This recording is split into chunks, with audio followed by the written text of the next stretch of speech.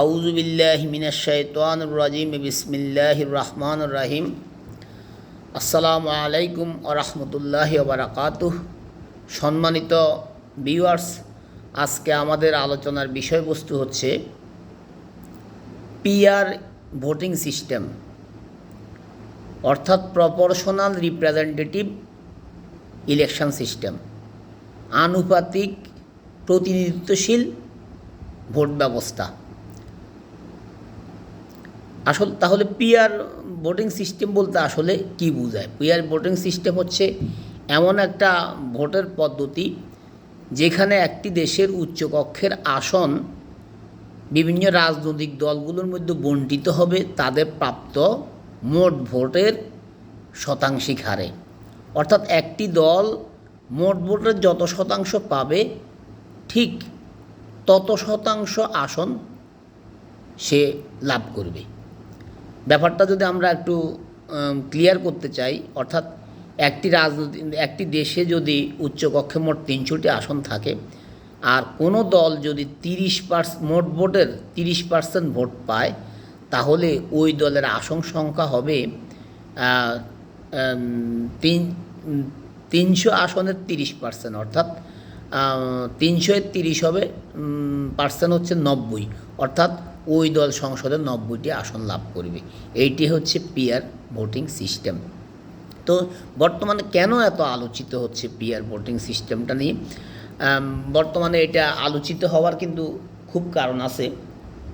আসলে গণতান্ত্রিক সমাজে ভোট হচ্ছে মূল প্রাণশক্তি হচ্ছে কিন্তু ভোট ব্যবস্থা বা জনগণের ভোট। যেই কোনো ভোটিং ব্যবস্থায় কিন্তু যেই কোনো ভোটারের ভোট কিন্তু সমানভাবে গুরুত্ব পাওয়া উচিত। প্রত্যেকটি ভোট কিন্তু সমানভাবে সংসদে প্রতিনিধিত্ব করা উচিত, বা প্রত্যেকটি ভোটেরই সমান একটা গুরুত্ব থাকা উচিত। এই যে একটা ধারণা, এই ধারণার থেকেই কিন্তু পিআর পদ্ধতিটা নিয়ে বর্তমানে খুব আলোচিত হচ্ছে। যেমন আমরা আরেকটি উদাহরণ দিয়ে ব্যাপারটা যদি একটা পরিষ্কার করি, যে একটা আসনে যদি মনে করি যে একটা সংসদীয় আসনে তিনজন প্রার্থী পার্টিসিপেট করেছে, মোট কাস্টিং ভোট হচ্ছে 80%, তার মধ্যে ওই 80% ভোটের মধ্যে একজন প্রার্থী পেল 30% ভোট, আরেকজন দ্বিতীয় প্রার্থী পেল 28% ভোট, তৃতীয় প্রার্থী পেল 22% ভোট। তাহলে বর্তমান ভোটিং যে system FPTP, first voting system, এই সিস্টেমে কিন্তু যেই প্রার্থী 30% ভোট পেয়েছে সেই কিন্তু বিজয় লাভ করবে। আর বাকি কিন্তু ওই প্রার্থীকে পছন্দ করছে মাত্র 30% লোক, কিন্তু ওই প্রার্থীকে অপছন্দ করছে কারা? ওই যে 22% যারা 28% যারা প্রথম প্রার্থীকে ভোট দিল, ওই যে 22% যারা দ্বিতীয় প্রার্থীকে ভোট দিল, তারা কিন্তু প্রথম প্রার্থীকে পছন্দ করে না। তো আমরা 22 আর 28 যদি যোগ করি 50 হয়, ওই 50% ভোটার কিন্তু ওই প্রার্থীকে অপছন্দ করে, তবুও কিন্তু সে নির্বাচিত হয়ে গেছে। তাহলে দেখা গেল কি যে এখানে মাত্র 30% ভোটারের মতামত প্রতিফলিত হলো, কিন্তু বাকি যে 50% ভোট, তারা যে প্রার্থীটাকে পছন্দ করলো না, তাদের মতামত কিন্তু উপেক্ষিত থেকে গেল বা অবমূল্যায়িত হয়ে গেল। তো এই যে একটা প্রবলেম, এই প্রবলেম সমাধানের জন্যই কিন্তু, এই প্রবলেমটা থেকে উত্তরণের জন্যই কিন্তু পিআর বা প্রপোর্শনাল রিপ্রেজেন্টেটিভ সিস্টেম। তো আমাদের দেশেও কিন্তু, যেমন আমরা যদি একটু আলোচনা করি, আমাদের দেশেও যে 2001 সালে যে ভোট হয়েছে, সেই ভোটে কিন্তু বিএনপি 40.86% ভোট পাইছে আর আসন পাইছে 193টি। আওয়ামী লীগ 40.21% ভোট পাইছে, কিন্তু আসন পাইছে মাত্র 62টি। ভোটের পার্থক্য কিন্তু সামান্য, কিন্তু আসনের পার্থক্য কিন্তু অনেক। অথচ যদি পিয়ার পরবর্তী চালু থাকতো তাহলে আওয়ামী লীগ বিএনপি ভোট আসন পাইতো 122টি আর আওয়ামী লীগ আসন পাইতো 120টি।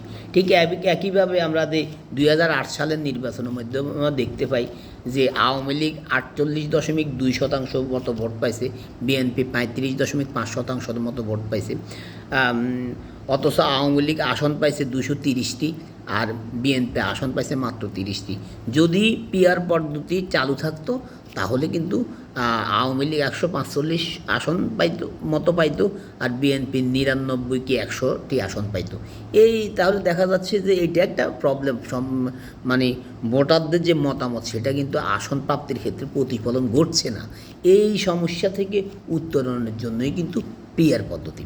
তো কীভাবে বাস্তবায়িত হয় পিআর পদ্ধতি আমরা যদি একটু দেখি, পিআর পদ্ধতি কিন্তু 3 ভাগে ভাগ করা যায় সাধারণত। একটা হচ্ছে মুক্ত তালিকা পদ্ধতি, একটা হচ্ছে বদ্ধ তালিকা পদ্ধতি, একটা হচ্ছে মিশ্র পদ্ধতি।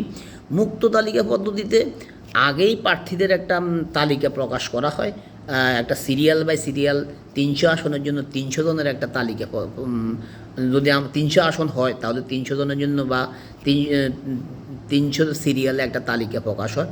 তারপরে যত শতাংশ ভোট পায় ওই থেকে যতটি আসন লাভ করে এই কোনো রাজনৈতিক দল সেই অনুসারে সিরিয়াল অনুসারে ওই যাদের সিরিয়াল পর্যন্ত আসন পাবে, যত আসন পাবে ওই সিরিয়াল পর্যন্ত লোকরা কিন্তু সংসদে প্রতিনিধিত্ব করবে। আর বদ্ধ তালিকা পদ্ধতি আগে থেকে কোনো তালিকা প্রকাশ করে না। আর মিশ্র পদ্ধতি হচ্ছে এক অংশের ক্ষেত্রে হয়তো পিআর পদ্ধতি, অন্য অংশের ক্ষেত্রে হয়তো এফপিটিপি। যেমন আমাদের দেশে এই মিশ্র পদ্ধতিটা এখনও আছে। যেমন আমাদের যে 300-350 আসন, সেটার মধ্যে 300 আসন কিন্তু বর্তমান ভোটিং সিস্টেম হয়। আর যে সংরক্ষিত মহিলা 50%, 50টি আসন সেটা কিন্তু পিআর পদ্ধতিতে কিন্তু বণ্টিত হয়। এই হচ্ছে মোটা দাগে পিআর পদ্ধতি এবং বর্তমান পদ্ধতির একটা পার্থক্য। এখানে পিআর পদ্ধতিতে কিন্তু কোনো ব্যালট পেপারে কোনো ব্যক্তির ছবি থাকে না, এখানে দলের ভিত্তিতে নির্বাচন হয় এবং স্বতন্ত্র প্রার্থীরা কিন্তু এই নির্বাচনে অংশগ্রহণ করতে পারে না। এই হচ্ছে আর কি পার্থক্য। যদি কোনো সংসদে যদি মোট আসন সংখ্যা যদি 300 হয় আর কোনো দল যদি 50% ভোট পায় তাহলে তারা আসন পাচ্ছে 150টি আসন পাবে। ওই আগে থেকে সিরিয়াল কিন্তু 150 জনের, 300 জনের মধ্যে 150 সিরিয়াল পর্যন্ত কিন্তু ওই দলের লোকগুলা যাদের সিরিয়াল আছে 150 পর্যন্ত দেওয়া হয়েছে, তালিকা দেওয়া হয়েছে, ওই লোকগুলাই কিন্তু সংসদে এখন এমপি হিসাবে মানে প্রতিনিধিত্ব করবে। তো পিআর পদ্ধতি প্রত্যেকটা পদ্ধতিরই কিন্তু অ্যাডভান্টেজ ডিসঅ্যাডভান্টেজ থাকে, ম্যারিটস ডিমেরিটস থাকে। পিআর পদ্ধতিটা কিন্তু এর বাইরে নয়, পিআর পদ্ধতিতেও সুবিধা অসুবিধা আছে। তো আমরা প্রথমে পিআর পদ্ধতির ভালো দিকগুলো একটু যদি আলোচনা করি। পিআর পদ্ধতির সবচেয়ে ভালো দিক হচ্ছে যে প্রত্যেকটা ভোটের একটা গুরুত্ব থাকে, প্রত্যেকটা ভোটারের মতামতটা কিন্তু সমানভাবে কিন্তু প্রতিফলিত হয়।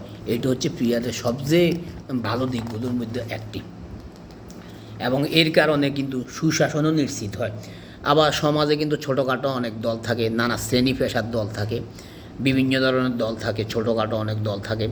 এই দলগুলা সহ সংসদে কিন্তু একটা বহুত্ববাদের সৃষ্টি হয়, কারণ নানা শ্রেণী পেশার দল বিভিন্ন আসন পায়, ভোটের ভিত্তিতে আসন পায়, ফলে তারা মোটামুটি সবারই একটা কিন্তু সংসদে একটা প্রতিনিধিত্ব থাকে, যেটার কারণে একটা আর্থসামাজিক পরিস্থিতি সুন্দর হয়, স্থিতিশীল হয়।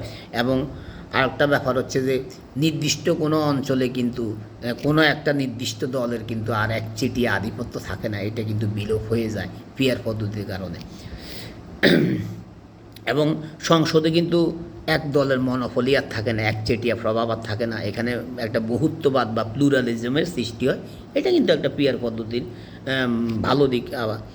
আরও কিছু ভালো দিক আছে, যেমন ভোটের দিন কিন্তু আমাদের দেশে রাজনৈতিকভাবে খুব সহিংসতা সৃষ্টি হয় আসন কেন্দ্রগুলোতে। এই যে সহিংসতা, এই সহিংসতা কিন্তু অনেকটাই কিন্তু কমে যাবে। আবার আমাদের স্থানীয়ভাবে কিন্তু আমাদের সোশিও ইকোনমিক পাওয়ার লিডারশিপটা কিন্তু কিছু ব্যবসায়ী মহল, কিছু প্রভাবশালী মহল কিছু ব্যক্তিবর্গের হাতে, মাসলম্যানের হাতে এটা কিন্তু কেন্দ্রীভূত থাকে, প্রভাবশালীদের হাতে কেন্দ্রীভূত থাকে, ব্যবসায়িক গোষ্ঠীদের হাতে কেন্দ্রীভূত থাকে এই সোশিও ইকোনমিক পাওয়ার বা লিডারশিপটা। এই পদ্ধতি, পিয়ার পদ্ধতি চালু হলে কিন্তু এই যে স্থানীয় যে সোশিও ইকোনমিক যে পাওয়ার, এটা কিন্তু ব্যাপক ডিসেন্ট্রালাইজড ঘটবে। ফলে এটা বৈষম্যটা দূর হয়ে যাবে অনেকটাই। কোনো মাসলম্যানের হাতে কিন্তু রাজনৈতিক সামাজিক ক্ষমতা কিন্তু আর থাকবে না। তো এই পিয়ার পদ্ধতি চালু হলে যে আমি যে সমস্যাগুলোর কথা বলছি সবগুলোই যে মানে চালু হলেই যে সমস্যাগুলো কিন্তু সমাধান হয়ে যাবে তা না, কিন্তু তবে সমাধানের একটা মানে সম্ভাবনা তৈরি হবে, এবং সমাধানের একটা নতুন দরজা উন্মোচিত হবে। এবার আমরা আসি, যদি পিয়ার পদ্ধতি কিন্তু খারাপ অনেক দিক আছে, আমরা যদি খারাপ দিকগুলো, পিয়ার পদ্ধতি কিন্তু কোনো আনমিক্সড কোনো ব্লেসিং না, যে অবিমিশ্র কোনো আশীর্বাদ না, এটার মধ্যেও অনেক খারাপ দিক আছে পিয়ার পদ্ধতি বলে। পিয়ার পদ্ধতির সবচেয়ে যে খারাপ দিক সেটা হচ্ছে, খারাপ দিকগুলোর মধ্যে হচ্ছে এখানে বিভিন্ন দলের মধ্যে কিন্তু ভোট ভাগ হয়ে যাবে, আসনও ভাগ হয়ে যাবে, বলে একটা একক দলের কিন্তু নিরঙ্কুশ সংখ্যাগরিষ্ঠতা অর্জন করা এখানে কিন্তু খুবই দুরূহ ব্যাপার হয়ে যাবে। ফলে রাজনৈতিক দলগুলা জোটবদ্ধ হয়ে সরকার গঠন করতে হবে, জোটবদ্ধ হয়ে সরকার গঠন করবে। তবে জোটবদ্ধ হয়ে সরকার গঠন করতে গেলে কিন্তু এই জোটগুলো কিন্তু খুবই দুর্বল হবে, খুবই দুর্বল হবে, এবং যে কোনো সময় কিন্তু এই জোট ভেঙে যাওয়ার সম্ভাবনা সৃষ্টি হবে। এইটি হচ্ছে এইটার একটা খারাপ দিক। এবং এমনকি নির্বাচনের পরে কিন্তু সরকার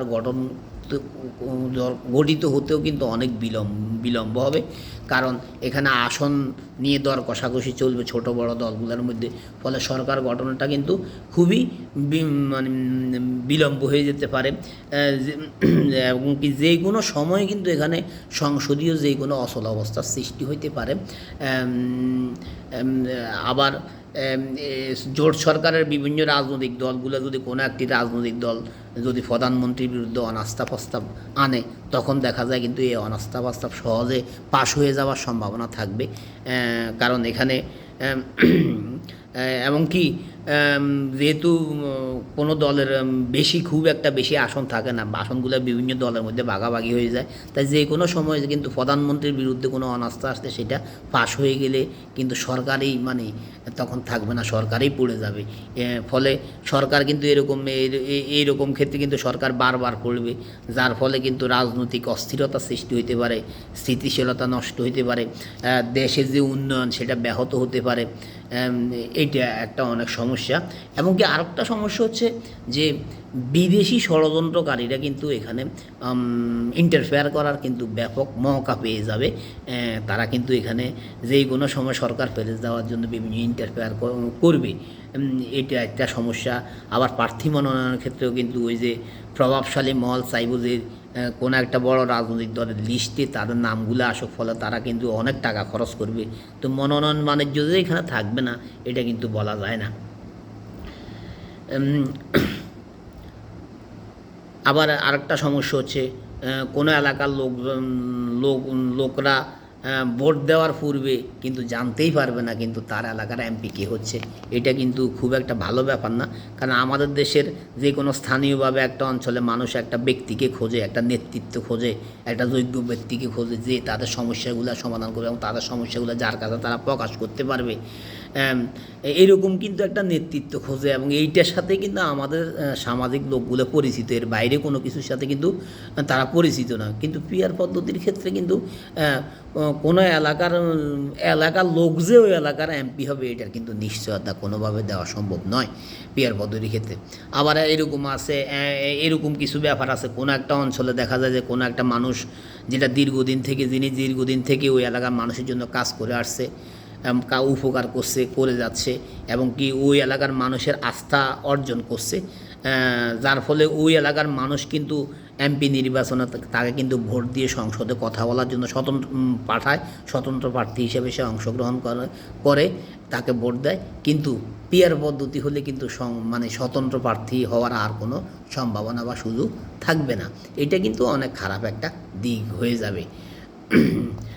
আবার এমন আছে যে এখানে ছোটোখাটো অনেক দল থাকবে, ধর্মভিত্তিক দলগুলো তারা রাজনৈতিক দল গঠন করবে, ভোট হবে, তারা কিন্তু ভোট পাবে।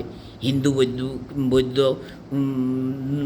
হিন্দু বৌদ্ধ খ্রিস্টান, আবার মুসলমানদের মধ্যে মুসলিম, এইভাবে বিভিন্ন রাজনৈতিক দল, বিভিন্ন প্রতিক্রিয়াশীল গোষ্ঠী, বিভিন্ন এমন প্রতিক্রিয়াশীল গোষ্ঠী কিন্তু তারা অনেক ভোট পাবে, অনেক আসন পাবে এবং তারা কিন্তু সংসদে প্রতিনিধিত্ব করবে। আর এই ক্ষেত্রে হবে কি, দেশে যে কোনো দেশে কিন্তু এই ভোটিং সিস্টেম থাকলে ধর্মভিত্তিক রাজনীতি এবং প্রতিক্রিয়াশীল গোষ্ঠীর রাজনীতির কিন্তু একটা উত্থান ঘটে যেতে পারে। এইটাও কিন্তু অনেক খারাপ দিক। তো দর্শক, আমি পিআর পদ্ধতির ভালো দিকগুলো আপনাদের সামনে তুলে ধরলাম, খারাপ দিকগুলো আপনাদের সামনে তুলে ধরলাম। বাকি আপনাদের বিবেচনা, আপনারা কনসিডার করবেন যে কোন পদ্ধতিটা ভালো, কোন পদ্ধতিটা খারাপ। সেই হিসাবে সেই দুইটা পদ্ধতির তুলনা করে দেখবেন, সেই হিসাবে আপনারা আপনাদের মতামত ব্যক্ত করবেন, কমেন্টস করে জানাবেন, পাশে থাকবেন, ফলো করবেন। এই আশাবাদ ব্যক্ত করে আমি আমার আলোচনা শেষ করছি। আসসালামু আলাইকুম ওয়া রাহমাতুল্লাহি ওয়া বারাকাতুহু।